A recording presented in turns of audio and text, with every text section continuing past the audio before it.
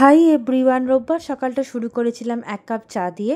এটা milk tea without sugar ছিল, আর এই চাটা নতুন আনা হয়েছে, বাট আমার অতটা ভাল লাগে না। দেন আমি ব্রেকফাস্টে খেলাম ছাতু স্মুদি, যেটা আমি বানিয়ে নিয়েছিলাম নিজেই। আর এটা 2-3 চামচ ছাতুর সাথে সামান্য লবণ দিয়ে বানিয়ে নিই, আর এটা খেতে খুব টেস্টি লাগে, ইনস্ট্যান্ট পেটও ভরে যায়। এটা আমি এখন প্রায় অনেক দিনই খাই, আর আমার কোনো রকমেরই ওয়েট গেন হয়নি এটা খেয়ে।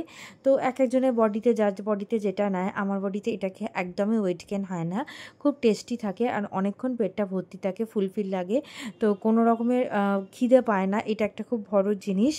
দেন আমি বেলার দিকে খেয়ে নিয়েছিলাম একটা কলা। তো বানানা আমি এখন প্রায়ই খাচ্ছি, আমি এখন আমার ডায়েটে নিউট্রিশনিস্ট বলেছেন।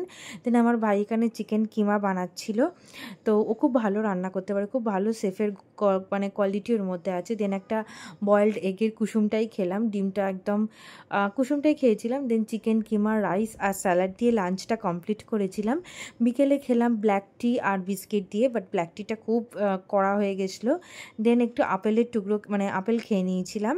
দেন আপেলটা খেতে ভালোই ছিল। সন্ধ্যাবেলা বলে ফল খাওয়া উচিত নয়, বাট তাও আজকে টাইম হয়নি। দেন আমি খেয়েছিলাম ডিমের টেবিল। এই ডিমের টেবিলটা খেতে ব্যাপক ছিল, স্যালাড আর সস দিয়ে খেতে একদম অন্য লেভেলের রাখছিল। আর আমি এটা টিভি দেখতে দেখতে খাচ্ছিলাম, একটা ম্যাক্সে সাউথের মুভি দেখতে দেখতে খাচ্ছিলাম। দেন ডিনার করলাম। ডিনারে 3টে রুটি, ডাল, আম, আর তার সাথে আমি কাঁচা লঙ্কা দিয়ে খেয়েছি। কাঁচা লঙ্কা ছাড়া তো আমি ডিনার করতেই পারি না। আর ডিনার করার পর থেকেই ঘুম ঘুম পাচ্ছে, বাট তাও আমি ঘুম ত্যাগ করে সমস্ত এডিটিং কমপ্লিট করে কালকের জন্য ড্রেস সব